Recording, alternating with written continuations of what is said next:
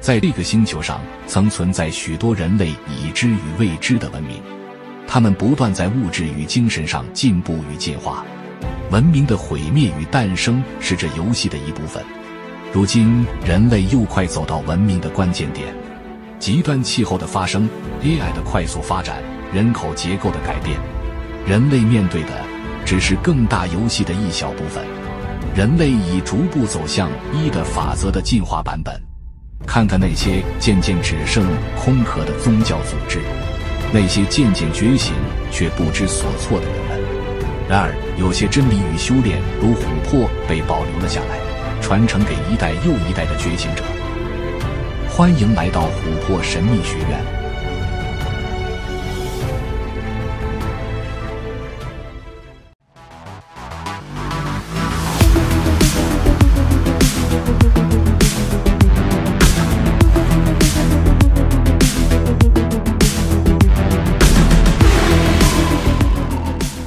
大家好，这里是琥珀神秘学院，我是阿吴。上一集我们提到庄子在逍遥游提到的境界，有人会说这些听起来虚无缥缈的话干我屁事。刚好在接下来的故事中，有个叫惠子的人也呛庄子说，你的这些虚无缥缈的言论大而无用，会被大家抛弃的。接下来我们来讲述庄子的无用。还记得在30集中阿吴和各位说明什么是道家说的无吗？忘记的同学赶快回去复习哦，不然接下来会开始听不懂，以为庄子和阿吴在绕口令，在玩文字游戏呢。阿吴说过，正统道家的无就是空有不二的境界，既证得了空性，也融汇天地之气能量，是一种包容的状态，是一的形态。明白了后，我们继续庄子的故事。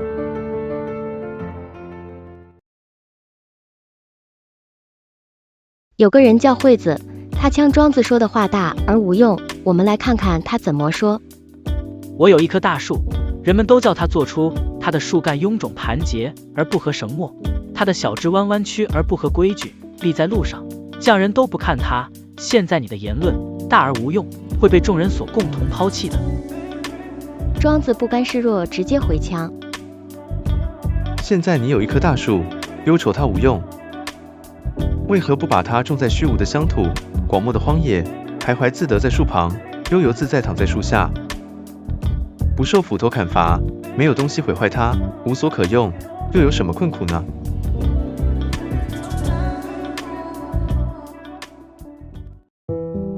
让我们来说说《逍遥游篇》最后讲的无用吧。用这个字的出发点是基于人想达成的目的，也就是你头脑里的思想，他想做什么。我们的头脑无法忍受无所事事，那是它的功能，却也是头脑喧宾夺主的轨迹。它一直动，一直运作，你的专注力就会被它吸引，久而久之，你就以为自己是这部机器了，然后生生世世在这个脑袋瓜里流转。这是人们无法料脱生死与不断烦恼的原因。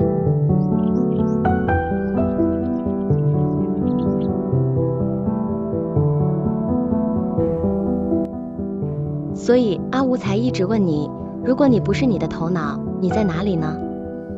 你是谁？你需要找到你的本体，这是接下来下一篇章《齐物论》要探讨要做的修炼。你的头脑会分辨每一个它看见的事物，在接收到感官的那1/1000秒钟，它就会去分析和判断这个资讯是好是坏，是有用是没用，而这1/1000秒的时间就是你迷失的时间。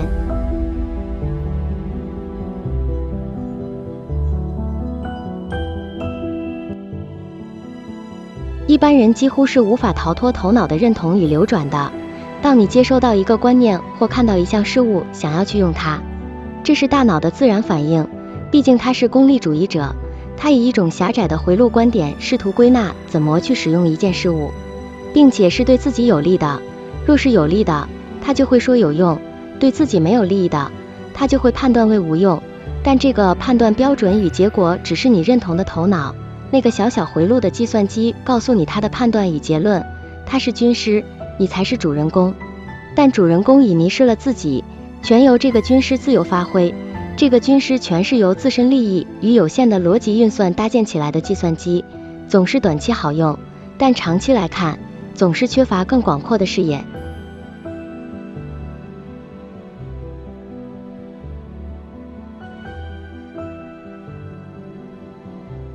所以这个惠子说庄子的言论大而无用，其实是以头脑思想的回路来判断庄子所形容的逍遥世界，那就像从出生就被关在小房间里的人们，是无法体会宇宙无边无际的神圣，惠子无法理解，所以说它没有用。但庄子是以更广阔的生命角度来看待万物的用，正是所谓天地无用。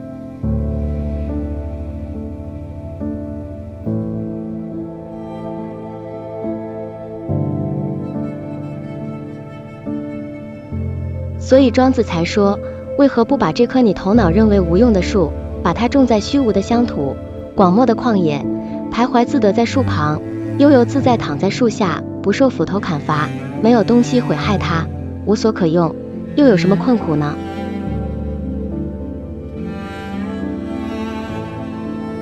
这样的用法不是头脑可以理解的，也不符合头脑的利益，但对这棵树的生命和整个地球的生命是有用的。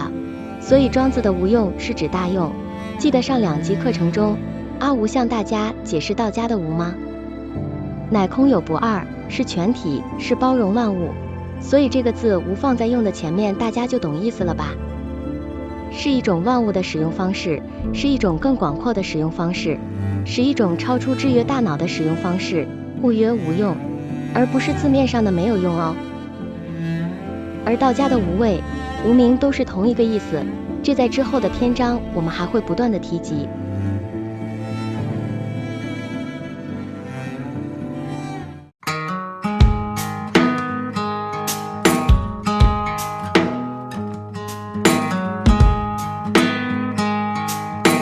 逍遥游篇我们就简单说明到这里，接下来是下一篇章齐物论。相较于逍遥游，齐物论开始试着告诉我们怎么到达逍遥的境界，所以这里开始句句都是实际修炼的具体体悟与洞见。你不是一直嫌庄子和实修没什么关系吗？接下来全是庄子的实际修炼，就看你接不接得住了。这篇故事的一开始，以南郭子祺这个人在静坐时进入了一种神奇的境界来开场。南郭子祺说了一个关键的话，无丧我，然后展开对于地赖、人赖与天赖的讨论。我们先来看这一句无丧我吧，这是所有修行者入道的第一个关键门槛。忘我、无我，这个我就是前面我们介绍的头脑思想，忘我就是不与你的头脑思想认同，从中得到解脱。注意，这里并不是说要丢掉头脑，不要使用它，而是说大脑只是你的一项工具，你需要先让这台计算机安静一些，先把它置于一旁，才能有机会找到真正的你。找到真正的你后，再去使用大脑这个计算机，这才是人类进化的程序。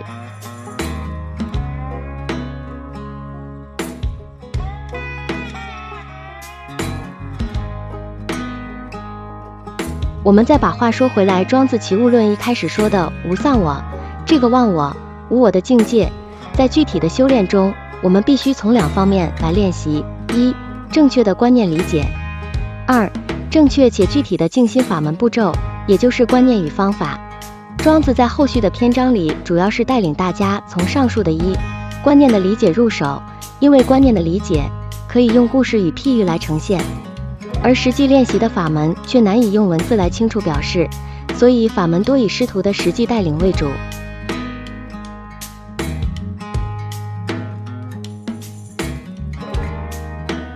所以自古少有修行的小白有看庄子可以入道的，顶多是一些观念似有若无的理解，但因为本身修行者的功夫火候不到，要理解庄子的境界与说明也是困难的，所以看庄子必须要有一定的修行程度才会有帮助，不然只是像在读奇幻文学作品，并提升自己的国文造诣与想象力而已。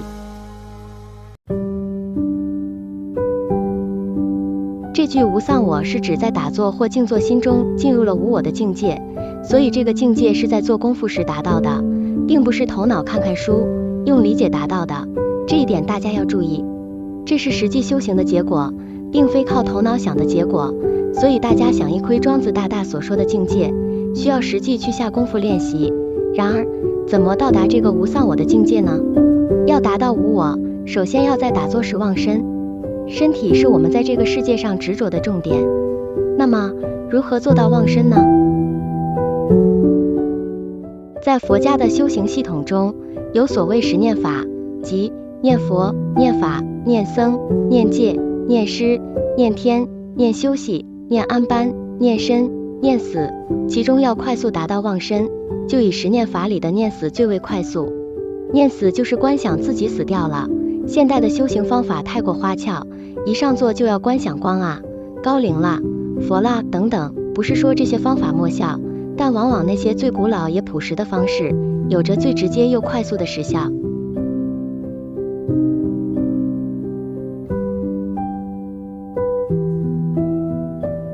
念死的法门也很多，其中以禅密药法经里的白骨观最为有系统，有一套程序可以去练习。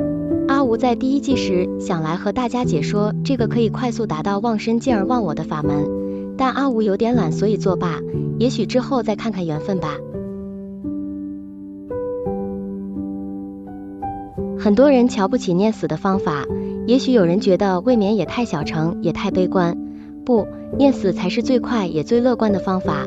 练习死亡是最豁达、有勇气与最逍遥的态度。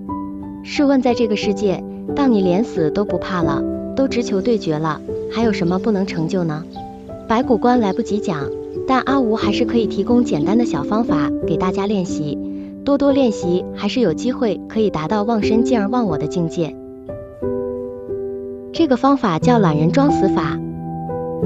首先步骤一，这个方法躺着比较能进入状态，算是一个很轻松的修炼方式了。找一个舒服的地方躺下来，想象一下自己就要死了，全身放松。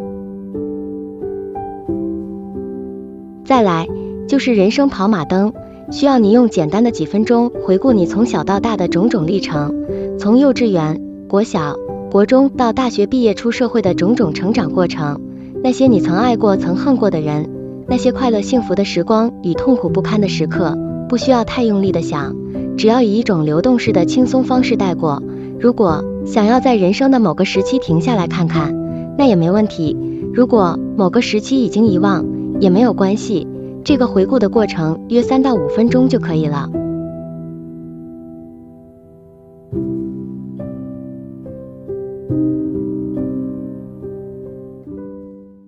3. 继续放松的躺着，然后跟你回顾的所有人事物，真心以感恩的心情说声谢谢，拜拜。记得要是真心的说谢谢，你都已经要死了，要离开了，即使是那些你讨厌的人或曾经带给你痛苦的人，你也可以和他们说谢谢，拜拜吧。记得要真心，若无法真心的说出，你还是可以假装，但这个法门的成效就不会太好。4. 说完谢谢拜拜后，你已经告别了这一世，就想象自己很轻松的死去，身上都没有重量了，没有感觉了，然后尽量不要睡着，保持一种放松的意识，待在这感觉里面，保持在这种感觉，越久越好。